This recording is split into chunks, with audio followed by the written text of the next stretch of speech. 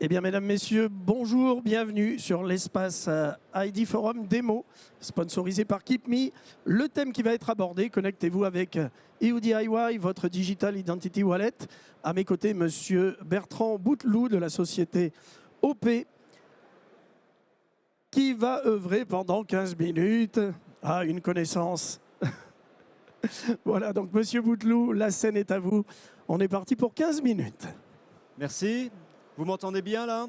Donc on est dans un volet intimiste et c'est plutôt sympathique. Donc Bertrand Bouteloup, j'appartiens à la société OP, donc je suis General Manager Europe et par ailleurs en charge de la commercialisation des offres au niveau mondial pour le groupe. Je vais vous parler aujourd'hui du Logging with European Digital Identity Wallet. Donc c'est intéressant parce que j'ai des prestataires de services, j'ai des personnes de la défense, des opérateurs télécoms, des banques. Donc il y a des gens qui ne sont pas forcément soumis aux obligations réglementaires du règlement eIDAS 2.0 et il y en a d'autres qui sont très clairement soumis à ces exigences en qualité d'entité financière ou d'entité telco. Donc l'idée c'est très simplement de vous expliquer la contrainte réglementaire. Déjà c'est un petit peu de l'éducation. Aujourd'hui je ne suis pas là pour faire un grand pitch au niveau des solutions qu'on pourrait proposer chez OP. Donc ça veut dire quoi ce règlement eIDAS qui arrive ? Ça veut dire que les entreprises soumises à ce règlement seront tenues d'accepter ce wallet, ce portefeuille européen d'identité numérique, à compter de la fin 2027. C'est un vrai enjeu parce que je dirais aujourd'hui, quand on discute avec les entreprises, les banques, les opérateurs telco, on en est encore à se poser la question de ce que réellement ça pourrait impacter au sens expérience utilisateur, ce que ça veut dire réellement que se connecter au framework wallet. Et il n'y a pas beaucoup de solutions quand vous tapez dans le chat GPT qu'est-ce que je dois mettre en place pour être conforme. Alors il ne s'agit pas d'une obligation d'imposer le wallet aux opérateurs que vous êtes, mais bel et bien d'une obligation d'acceptation du wallet. Donc il n'y a pas d'obligation. Il n'y a pas d'obligation d'imposer le wallet à vos utilisateurs. Par contre, si l'utilisateur veut l'utiliser, vous devez devoir l'accepter. En d'autres termes, ça veut dire quoi? On a essayé d'avoir un discours un peu plus simplifié que le volet réglementaire.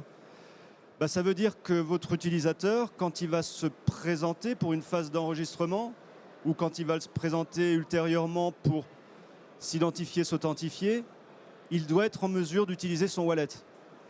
Donc c'est en cela qu'il y a une révolution au niveau des parcours utilisateurs parce qu'aujourd'hui, vous avez tous peut-être ouvert un compte en ligne sur une banque particulière où vous tourniez la tête de droite à gauche et de haut en bas pour passer les fourches codines des liveness, où on vous demandait un document, enfin une capture documentaire, voire une vidéo du document recto verso si vous appliquiez les exigences de l'ANSSI.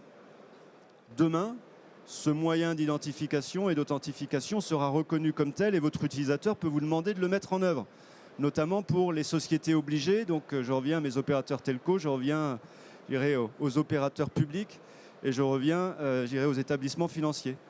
Donc clairement, ce qu'il va vous falloir faire dans les 16-18 mois qui viennent, c'est d'apporter ce complément au niveau des moyens d'identification, authentification souhaités par le règlement à vos clients finaux.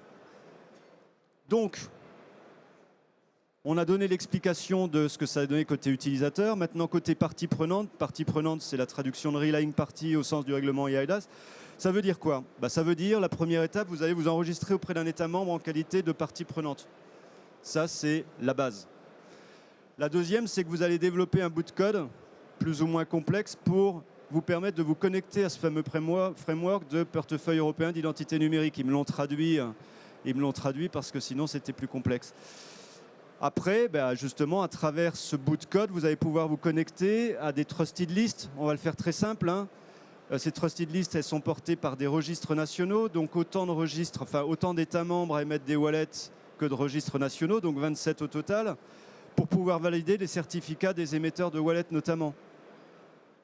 Et puis enfin, mais ce n'est pas la mince étape, vous allez devoir intégrer ce fameux portefeuille dans vos parcours clients. Et là, on sait encore une fois, un parcours client au niveau digital, c'est potentiellement 6-8 mois de validation pour faire en sorte que le parcours soit optimisé. Donc c'est pas simple. C'est pas simple. Et c'est pas simple. Et après, je dirais que vous avez des choix pour la mise en œuvre. Alors, on a résumé à 2 choix. Il y a un choix intermédiaire dont on ne parle pas, qui est finalement une solution entre guillemets hébergée. Mais le choix, c'est soit vous faites votre code. Alors quand je dis vous faites votre code, vous allez développer cette application par vous-même. Alors chez Orange, on a peut-être la capacité à le faire. Dans d'autres entreprises, on a moins la capacité à le faire. Mais donc ce connecteur, ce wallet connecteur comme on l'appelle, ce qui va impliquer, c'est, je dirais, un suivi, une maintenance en continu, des mois de développement, parce que ça prend quand même du temps, des coûts qui sont imprévisibles, voire cachés, des solutions de crypto à développer et à gérer en interne, avec possiblement demain des certifications qui s'appliqueront à ces services. Et puis, potentiellement des formats qui seront, alors non pas fragmentés, hétérogènes, mais qui pourront avoir des petites différences dans l'implémentation. Et puis, le règlement EIDAS, dans son architecture Reference Framework, ils ont introduit le rôle d'intermédiaire. Alors, c'est quoi un intermédiaire? C'est une partie prenante capable d'agir on behalf d'une partie prenante pour aller finalement interroger ces différents wallets. Donc l'avantage de l'intermédiaire, quel est-il? En premier lieu, c'est que d'un point de vue conformité, vous avez un acteur qui logiquement est déjà conforme. Vous n'avez pas à vous soucier. Il a été enregistré en tant qu'intermédiaire. Comme il n'y a pas d'exigence particulière d'ailleurs au niveau de l'intermédiaire aujourd'hui, je dirais son seul enregistrement suffira pour l'instant. Second sujet, c'est la mise sur le marché en quelques jours. Je dirais que l'intermédiaire, s'il a bien fait son travail, il va vous enregistrer en tant que partie prenante. Donc il vous donnera, il héritera pour vous de certificats d'accès, de certificats d'enregistrement en fonction du scope d'usage des données que vous avez. Et derrière, vous aurez directement accès. Il y a un abonnement qui est prévisible, avec un ROI qui est suffisamment clair. D'un point de vue sécurité, auditabilité, même si encore aujourd'hui, il n'y a pas de besoin de certification en tant que tel, on le sait, hein, il y aura des besoins de certification certainement à venir, comme on avait du QTSP sur ces intermédiaires dans une phase 2 dans une phase 2 de l'ARF. Et enfin, confiance des données, vous aurez des données qui seront standardisées avec des contrôles d'authenticité réalisés directement par l'intermédiaire. Voilà, donc pourquoi je parlais de l'intermédiaire par rapport au MEC? C'est parce que justement, nous, OP, on est intermédiaire de confiance pour le portefeuille européen d'identité numérique. Donc aujourd'hui, au sein d'OP, ce que l'on porte, c'est la promesse, parce que c'est plus une promesse qu'autre chose, c'est la promesse de pouvoir vous apporter ces solutions, je dirais, d'accès au framework wallet européen à travers un nœud d'interconnexion et à travers un service d'enregistrement des parties prenantes que l'on portera en direct. Donc c'est ça l'intermédiaire avant tout. La particularité d'OP par rapport à ce monde du wallet, c'est que par ailleurs, on dispose déjà d'une connexion à 28 EID européens. C'est-à-dire que vous n'avez pas besoin d'attendre pour tester l'expérience de vos clients sur de l'identité numérique. Pourquoi? Parce que 40% de la population européenne est déjà équipée d'une identité numérique, France Identité en France, l'identité numérique La Poste, et que ces identités aujourd'hui, vous pouvez déjà les utiliser pour potentiellement optimiser votre parcours client et faire en sorte que demain, le wallet ne soit plus que gérer une identité numérique nouvelle intégrée à un parcours d'identité numérique que vous auriez déjà pensé et mis en œuvre. Alors, l'intermédiaire de confiance, l'idée c'est quoi? C'est vous avez une conformité en un clic, ça c'est clair. Vous avez un seul contrat, y compris pour l'accès aux différents EID providers.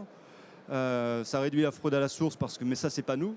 C'est plus, je dirais, l'impact de l'usage d'une identité numérique. Et c'est conçu pour les exigences des grandes entreprises parce que généralement, ces gens-là ont besoin quand même d'un certain niveau de SLA par rapport au service que vous délivrez et ne vont pas s'appuyer sur une brique que vous auriez développée, alors je ne vais pas dire à la va-vite, mais développée en interne et sur laquelle il y aurait des SLA qui seraient moindres. Ce que j'ai prévu enfin, si tout fonctionne bien, c'était de vous montrer finalement ce que ça donne un wallet dans un parcours client, parce que c'était quand même l'objectif et le titre de la présentation.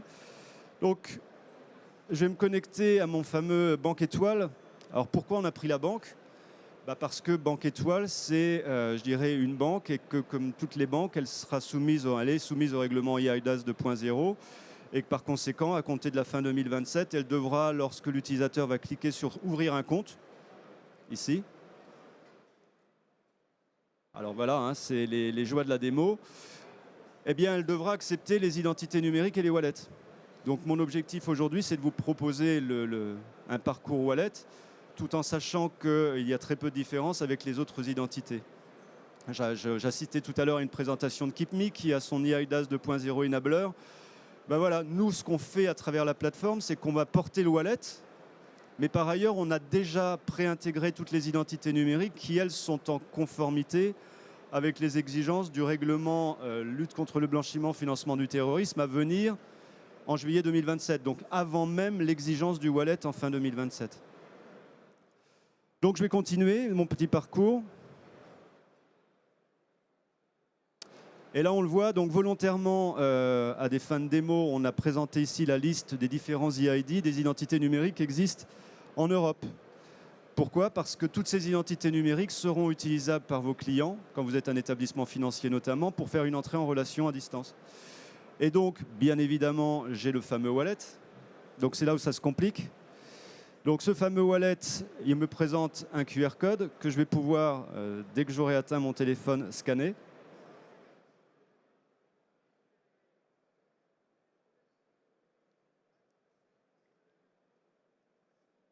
Alors j'ai vu des présentations récemment à Unfold qui étaient super, où il y avait des gens qui utilisaient d'autres personnes dans le public pour scanner du QR code, etc. Moi, je n'ai pas la chance d'avoir un assistant aujourd'hui, donc je vais essayer de continuer tout seul. Non, sans blaguer. Donc je vais aller faire un partage d'écran dans un premier temps.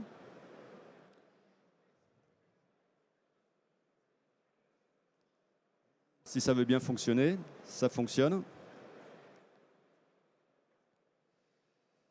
Je vais aller maintenant scanner mon fameux QR code qui apparaissait à l'écran. À partir du moment où je scanne le QR code, eh bien, j'accède directement à un wallet de référence, qui est le wallet de référence de la Commission européenne. Donc je vais déloquer. Là, dans ce wallet, eh bien, j'ai l'erreur que je n'attendais pas, mais qui me dit que très clairement aujourd'hui, le PID qui est intégré à mon wallet a un nombre d'utilisations limité à 10. J'ai atteint les 10, donc le PID n'est plus utilisable.